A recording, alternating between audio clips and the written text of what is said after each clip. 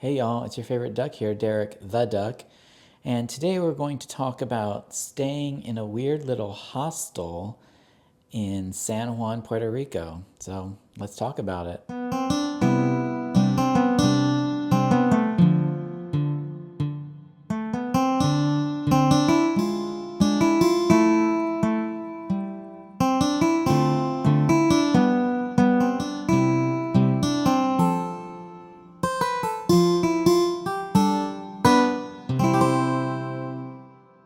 So I went to Puerto Rico recently. I was staying in San Juan because I was going to be boarding a cruise ship the next day, the one I went to on Virgin Voyages, and it embarked from San Juan. So I needed to get there early. A good rule of thumb for if you're going on cruises is you should always get there the day before in case something happens with your flight and maybe it's been canceled and you can't go to the next day. At least you would have like 1 day grace period so you could still make it to the cruise. So I wasn't really going to be doing anything in San Juan except just making sure I was there so that I had ample time to board the cruise in case there was a problem with the flight.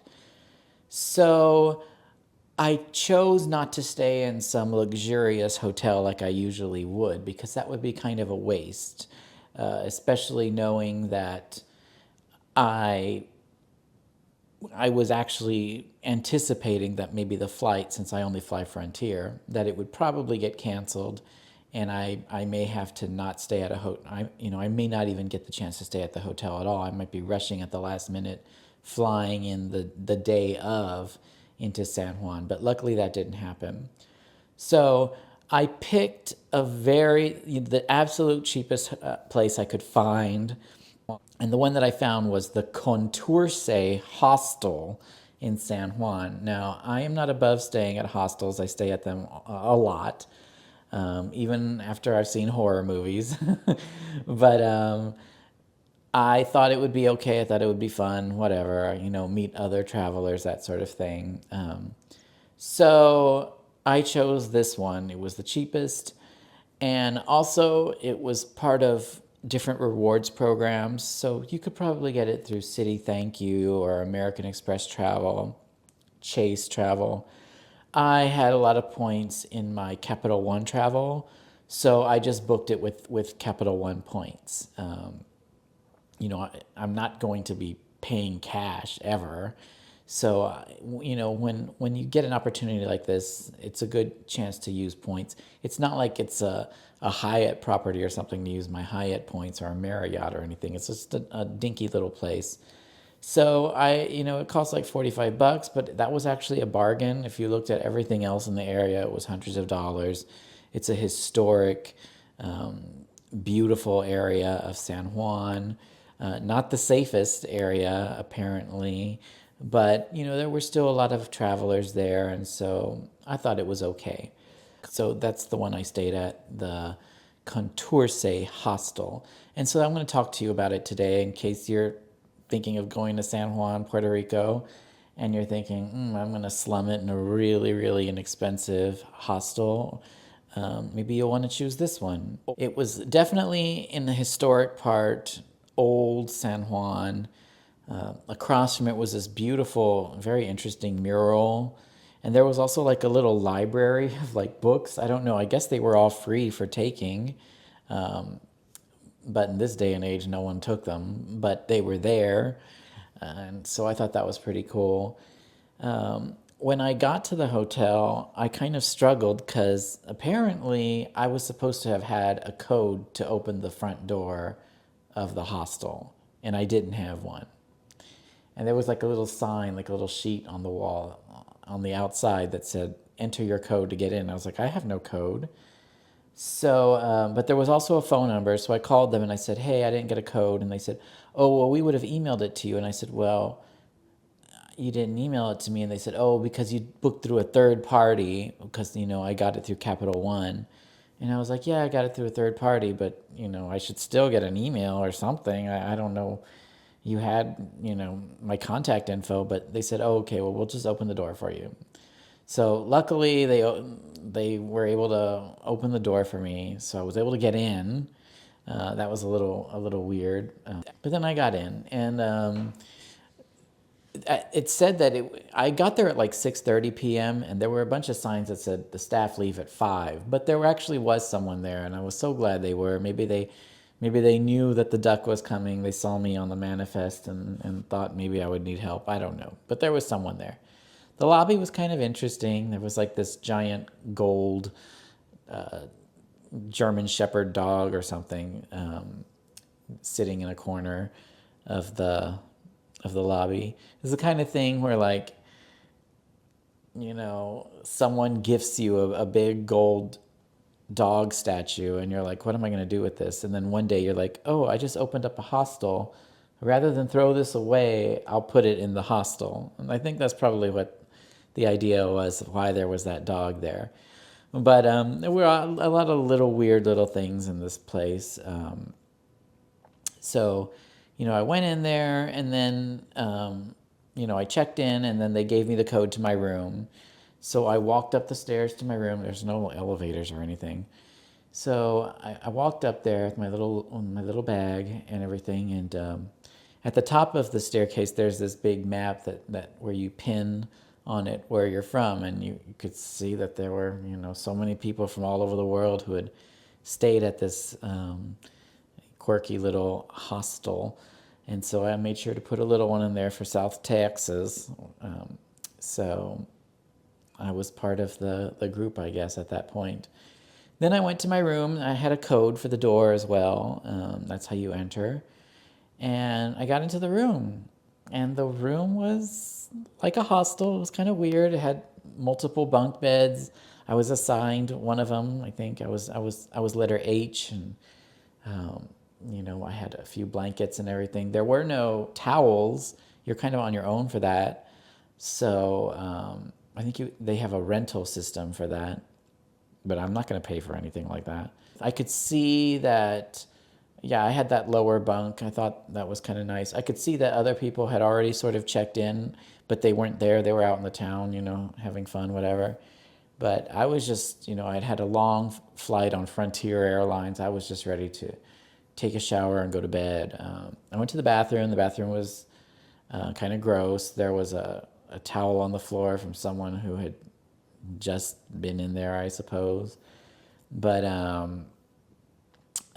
yeah, so in order for me to take a shower, I needed like a surface to put my clothes on to change, and there were none. So I devised this system where I had my carry-on case and I rolled it in there, and on top of it I put my clothes so that it would act as a surface to keep my stuff on.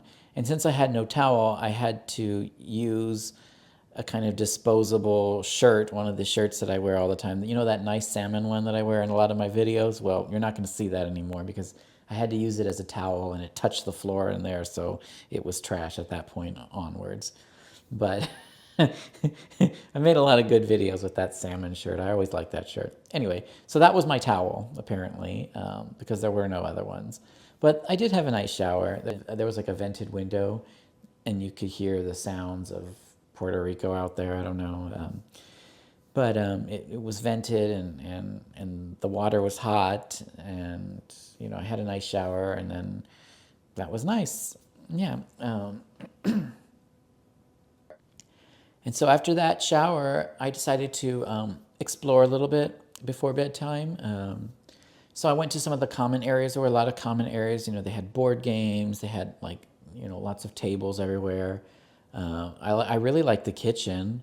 I had read a review of the place that said the kitchen was kind of dirty, and it wasn't like immaculate or anything, but it was okay. It didn't seem dirty. It seemed like something you'd see in a dorm, or something like that. And they provided free food there, which I thought was great. Oatmeal and rice and beans and stuff like that. And there were surfaces and you could cook in there, and I did. I made a video. If you saw it, I made a video about how I cooked rice and beans in Puerto Rico. It was pretty cool, I thought.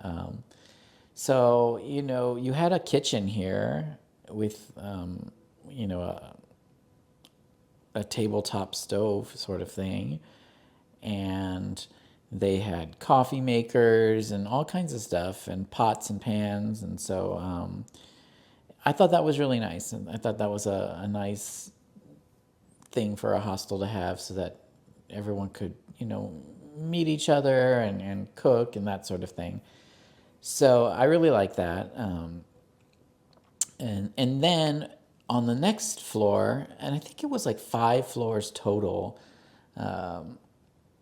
because it just kept going higher and higher with different staircases. But on the next level, I don't think it was a floor at all. It was the rooftop, and they had a really really nice shared rooftop area, and I thought it was pretty cool. You could see all of San Juan from there. It was actually very, very beautiful. Although they did have these weird bathtubs just like sitting out there. And if you look on their website, they show the 2 bathtubs over and over again. Did they expect us to bathe out there like naked in the middle of downtown San Juan? I don't know, but they were functional and you could take a bath in there. I don't know what kind of bath. Maybe that was like a hot tub sort of situation, or you could feel like you were in a pool since they had no hot tub or pool. I don't know what the purpose of these 2 bathtubs were, and I didn't see anyone using them. But they were strange, but they existed. I thought the rooftop was overall the best part of the place. The air was cool, like that ocean air, and just the views were stunning. And I met some other travelers up there. It was pretty cool. You got to meet some new people, and yeah, that was great. So then after I saw that, I went back in, down to my room, entered my little code, and just went to bed. I kept my my like my money bag and everything like real close to me in the bed. I could have locked it away in one of the lockers, but I didn't know how to do that or want to learn. But nothing happened to me. There were, later that evening, other people were kind of coming in. Everyone was real quiet and real respectful.